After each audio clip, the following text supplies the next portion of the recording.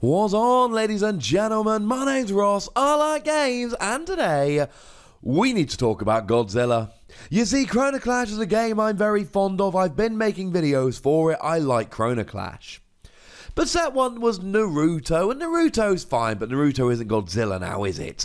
Godzilla is going to be the second set, and oh my goodness, I'm more excited about this. And the official Facebook has started spoiling some cards, so I thought, right, we should take a look at these. Now, there have been some community spoilers coming out as well. For the time being, we're going to be focusing on the ones that have been revealed by the official channel.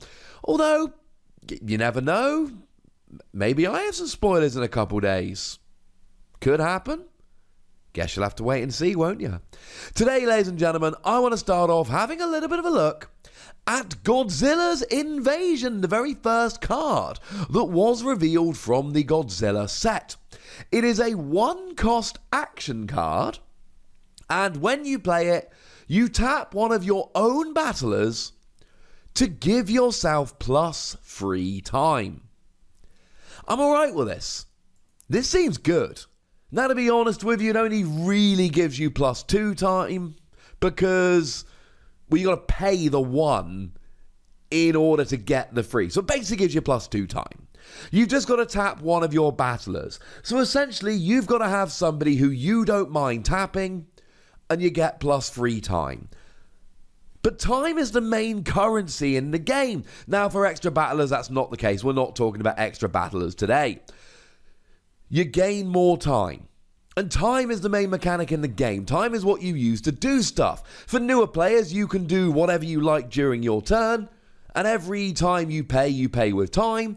And when it goes from your side to your opponent's side, then they can do whatever they want until it goes back to your side, and so on and so forth. This lets you do more stuff, but you do have to tap one of your own battlers. So the question then becomes, well, hang on a second, have I got one I'm willing to give up? If the answer is yes, you're golden. If the answer is no, you're going to have to think a little bit more carefully about this. Now, it does have a Guardian ability as well. If this card ends up as one of your face-down battlers, for newer players, I have made a how-to-play video. I will link it in the description. Might be worth checking that one out before you carry on too much looking at me spoilers, for fairly obvious reasons. And if this is revealed as a Guardian, you gain plus 2 time. Of course, the really cool thing about this is if during your opponent's turn, they have extra Guardian attacks, more on that in a moment, but this actually flicks the Chrono Clash gauge over to your turn, they lose those extra battler attacks. That's what I love about getting extra time on a Guardian ability. Now, if your opponent's got 6 time remaining, then, well, you know, it's going to take away some of their options. It either takes 2 from them or essentially gives 2 to you, depending on how you look at it, depending on how much they've got left. But if they have almost no time remaining, this will actually chuck it to your turn. And if it's a situation where they should be getting extra Guardian attacks, they will lose those Guardian attacks, and that will be kind of funny. And gaining time was not a big mechanic. It's not one we see coming around all the time. I mean, if we look at comparative cards from the Naruto set, really the best we had here was Kiba and Izuka. I'm not great with the pronunciations of Naruto, I'm going to be honest with you. And that was a 2 cost, and when it was destroyed, it gave you plus 1 time. And it had a Guardian ability that gave you plus 1 time. Well, that's a 2 cost, not a 1 cost. And alright, it does give you a battler that's then down to use in the future. I get all of that. But it really doesn't give you as much of an advantage, even a little bit, time-wise. But we can also have a little bit of a look here at Godzilla 1965. Tonight we're going to party like it is 1965. I mean, you've got to love the artwork on this. But it is expensive. It is a 7 cost, 8 strength battler. Now, back in the Naruto set, the average cost was 4.4 and the average strength was 4.1. So that means that having your strength above your cost is really good, but by the same token, 7 cost is extremely expensive. It does give you an extra Guardian attack. That is to say, when you attack a Guardian, you then get to attack another one, and removing Guardians is how you win the game. So that's really quite nice. but it also gives you leader -2. That is to say that whenever you attack, the next battler you summon this turn has its cost reduced by 2. So okay, it is a very expensive card, but as long as you can play this without ending your turn and throwing it over to your opponent, you're gaining 2 of that cost back. So as long as it doesn't end your turn, you can basically consider this as a 5 cost 8 strength, and that is pretty gosh darn brilliant. But like I said, that doesn't matter. If you've got 5 time remaining and you play this, it flicks over to your opponent's turn, there is no more battler to play this turn, and therefore the leader skill essentially doesn't end up being used. And there's no guardian ability coming in here either. So it's expensive, but you've got to be really careful when you play this. If you can play this on your turn with enough time remaining, you end up with a pseudo 5 cost 8 strength with an extra guardian attack.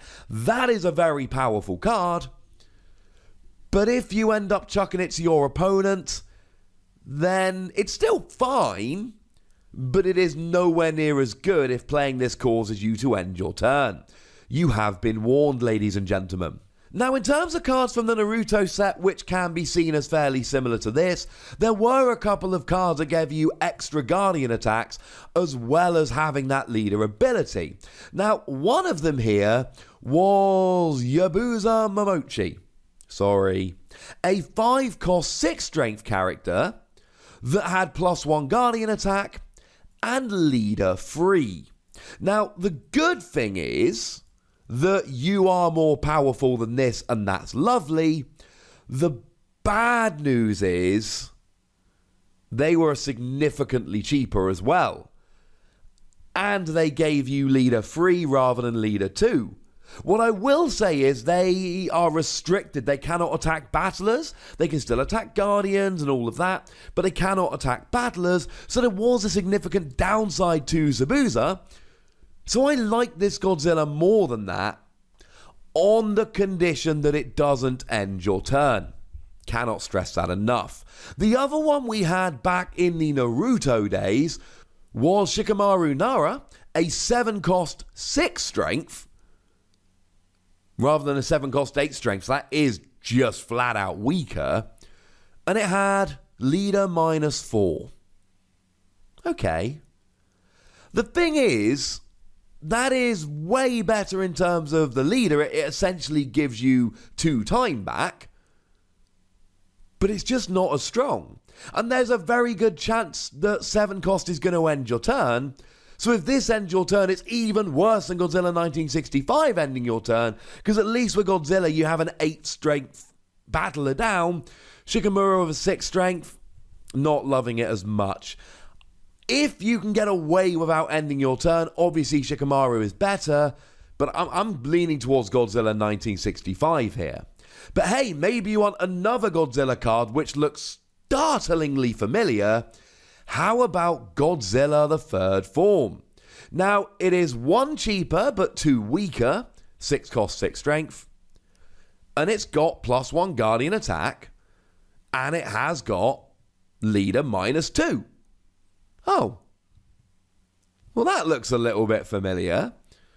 Now, I don't really need to go into a huge amount more detail here, ladies and gentlemen, because pretty much what I said before works for this one as well. I mean, you've got to prefer Godzilla 1965, don't you? I mean, back when Naruto decks, there were only 3 battlers that actually had more than 8 strength. There were a few that had 8, but in terms of more than 8, there were literally 3 of them. So, yeah, sorry Godzilla the Third Form. You're a slightly cheaper version of it. And I appreciate that you might be able to use Godzilla the Third Form occasionally when you couldn't use Godzilla 1965 without ending your turn. But I'm not enamored, ladies and gentlemen. So let's finish off having a look at Godzilla Junior. I'd prefer Baby Godzilla, but apparently it's Godzilla Junior. A 5 cost 4 strength, which fits back with the Naruto days where we expect strength to be ever so slightly weaker than cost. When you fight, you get +3 strength. Now this I love, Because when you're fighting, when you're attacking, you end up with a 5 cost 7 strength. 5 cost 7 strength is really good. We had one of these back in the Naruto days. It was Neji Hyuga, 5 cost 7 strength. Except this is better than that because you have a Guardian ability that returns it to your hand, making it much easier to actually use and to get rolling, so that's nice. There's nothing particularly amazing here, and it only gains a +3 strength when you attack, so it's not just strictly a 5 cost 7 strength. If it was, and it had the Guardian ability as well, we'd like it quite a lot. It's not there, but it's still a very powerful creature. Getting 7 strength for just a 5 cost, I mean, well, like I say, back in the first set, we only got away with this because it was on a vanilla character. So clearly the designers think that 5 cost 7 strength is at the limit of what is reasonable, and having that with the Guardian ability as well is really nice, but it is only when you attack. So it's a pseudo 5 cost 7 strength, not a strict 5 cost 7 strength. So there we go, ladies and gentlemen. Those are the first few spoilers from the Godzilla expansion of Chrono Clash.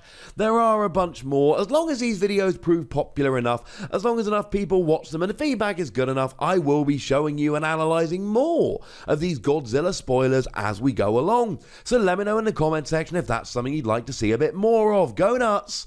Be nice. And then make sure you like this video, subscribe to this channel, and follow me on Twitter at the Wossy, where we talk about Chrono Clash and any other games that take my fancy.